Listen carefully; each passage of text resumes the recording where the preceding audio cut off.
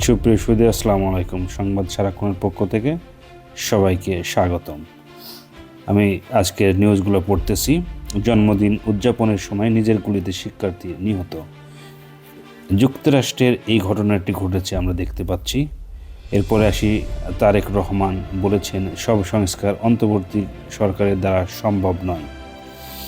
এরপরে যে নিউজটি ছিল সেটা বৈষম্য বিরোধী ছাত্র আন্দোলনে গুলি করা সেই তৌহিদ গ্রেপ্তার হয়েছেন।